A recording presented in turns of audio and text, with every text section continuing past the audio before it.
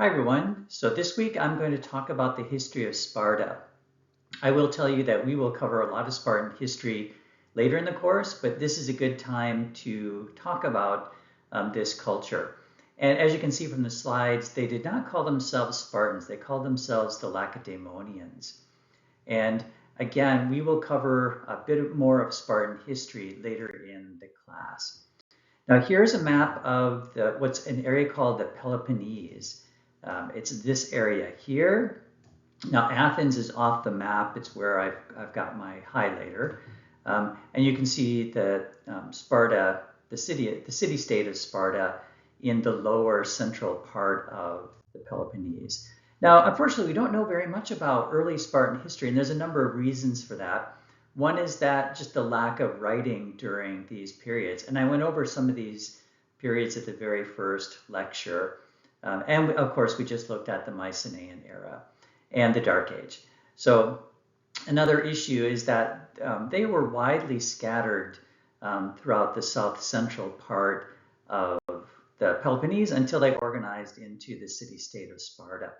Now, in terms of sources, so I've mentioned the Peloponnesian War before by Thucydides. So he, of course, writes a lot about Sparta because this is a war between Athens and Sparta, essentially. Now, many of the sources for Spartan history come much, much later. You have Greeks living in the time of Thucydides and a little bit later, and then some of the Romans try and do a history of Sparta. So again, we don't have very much information from the time of the Spartans themselves. Now, what we do know, I have a few slides just on sort of the Greek society and how everything was set up. We know that they had two kings, and I've got the names of the families here. That's not really important to remember. More than likely, they had two kings because they were almost always at war with somebody. So one king would stay in the city-state of Sparta, and then the other king would take the troops out. So it was just making sure that they were governed continually in war and in peace. They also controlled foreign policy. And they also had religious duties where these things really controlled the whole of society. Now, another group of people in the Spartan society were called the Gerousia, so the Council of Elders. And if you're familiar, you might be familiar with that word. This is where we get gerontology, or the study of older people. These were 28 men that were on the older side of things. And they had a lot of, and I'll talk more about them in another lecture. We also have the Council of Citizens. They are called the homoioi, or the equal or similar ones. These council were all adult males. In fact, the entire government of Sparta was adult males. These are 30 years or older. Now, what's really interesting is that they only confirmed law. So they did not propose it, they just confirmed it. We also have a group called the Ephorate. These are 5 magistrates or judges who had administrative authority over the state. And I list a whole bunch of things that they ended up doing. So they were picked every single year. They were really in charge of law because obviously they're judges, so they conducted prosecutions. They also controlled the distribution of property. Now, I will talk about this in just a bit, but when Spartan boys are born, they're given a chunk of land by the state. And so it's the Ephorate who's in charge of doing that. If they don't like legislation that's proposed, they can veto it. So they have quite a bit of power in terms of the government. They would receive the foreign envoys and then take them to the kings. Every month, the kings had to take a monthly oath to Sparta, and so they were in charge of that. And then every 9th year, they had a really important mission, which was to decide the fate of the kings. And usually that depended on like seeing meteors in the sky or birds or omens in general. In terms of the Spartan society itself, you've got really 3 groups of people. So one are the Spartans, and they consider themselves really the only important part of Spartan society, but they relied on 2 other groups. The other group was called the Periokoi, and I'll talk about them in just a second. That word means dwellers the okoi really means household, and then peri means around. So the people who are dwelling around the area. These two groups made up the Lacedaemonians, and then you've got a group called the Helots, and these are essentially the slaves of Spartan society. And again, I will talk about this group in just a second. So in terms of breaking this down with the Spartans, it's interesting when you look at population levels in Sparta, where you've got one Spartan for every 15 to 20 people. Now, these are the Periokoi and the Helots. And as you can imagine, this probably made them very paranoid in terms of controlling their own society, which is why they were probably a very warlike people, because they had to control a huge percentage of the population based on their own population. I mentioned that they had their own plot of land that was given to them by the state. The general idea about a Spartan male is that he was a warrior. And this is something, it's really interesting to look at the sort of the current thoughts of Sparta on our population today, on our civilization today. They play a really big role in a number of different things, including the military. It's also interesting that Spartans couldn't engage in industry and trade.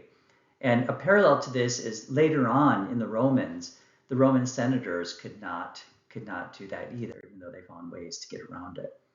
Okay, in terms of these people who are dwelling around the Periokoi, they were not full citizens. Whenever the Spartans went to war, they could force the Periokoi to go with them and to cook and carry things and so on. The Periokoi were responsible for paying taxes, so the Spartans did not pay taxes, but the Periokoi certainly did. And then, remember I just said the Spartans could not take part in trade or industry. They needed someone to do it, and that was the Periokoi. And I have iron bars here. That was the metal that was used for currency. Not coins. They didn't have coins just yet, but these were iron bars. And then you've got the poor Helots. These, again, were slaves. Now, I'll talk about a few of the wars in just a second, but the Spartans in the 700s BC started to spread out from their area of Sparta, and they went sort of north and west into an area called Messenia. And I'll talk about this in just a second. But when they did that, they captured a huge number of people. And this is where the Helot system got its start. So these people were living in a certain area, and they ended up either staying there, or the Spartans would capture them and bring them to their own plot of land that was given to them by the state. So they grew all the food for the Spartans. And again, I want you to think about that population difference I was telling you about. There's one Spartan for 15 to 20 Periokoi and Helots. If the Helots stopped growing food, the Spartans would starve. So they had to have a very strong military to control all of these people. Now, you could, and they did, force Helots onto military campaigns, again, to carry things, to cook, to sometimes to fight. These people were slaves, as I mentioned. They were whipped annually to put them in their place. They had to wear a different style of clothing so that people would know who the Helots are. And then what's really interesting is that the Spartan government would declare war on them every year. This was so that they could kill them really without cause. Now, it didn't happen that often because obviously you needed to keep them alive to grow your food and to do all the labor.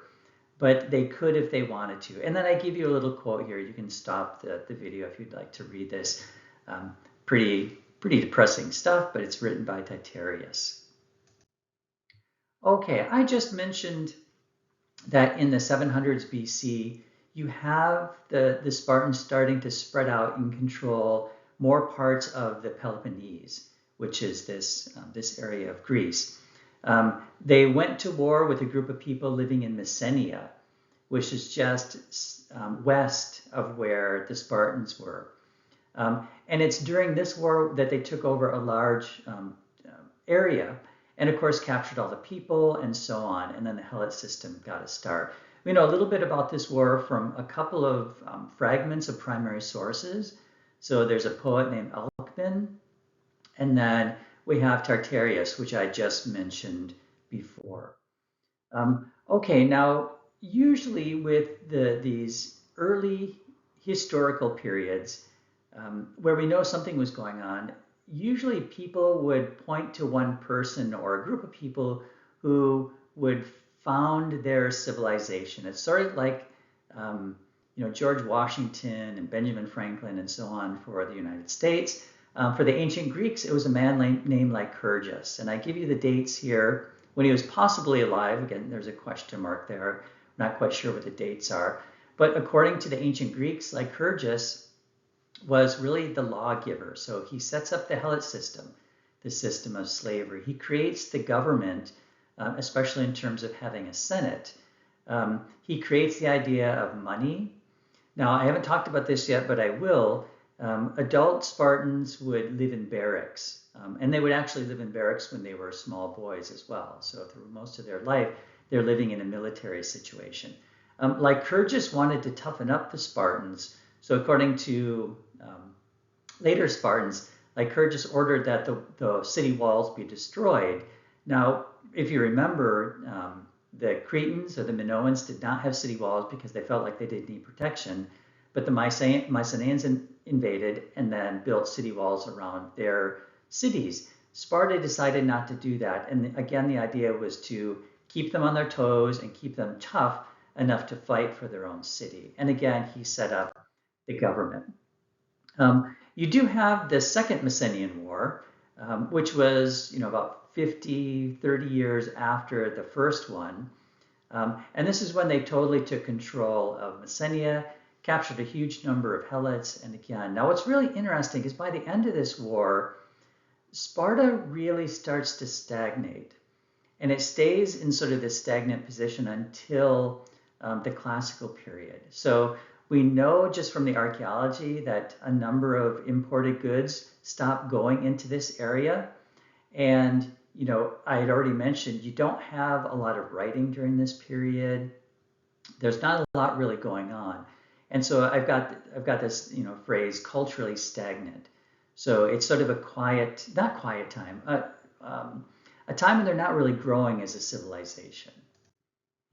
And then one thing they end up doing, which will have a really big impact later during the classical period, is they created something called the Peloponnesian League. So they called it the Lacedaemonians and their allies. And these are mostly city-states in the Peloponnese that they almost controlled. That's not quite the right word. But you've got almost all of the major city-states that should be city-states instead of cities, except for, now you might have to go back to the map and look at Argos. Argos is sort of north and east of Sparta, and the Achaean area, which is in the far north. And so they were allies with most of those city-states. Now what's really interesting is that Sparta really started to control these people economically. So I have here, they could only have treaties with Sparta and not between themselves. So you can really tell who is in control of the Peloponnesian League. Now, I will talk about the Peloponnesian League more, and I will talk a bit more about Spartan society in the next lecture, which is on the rites of passage.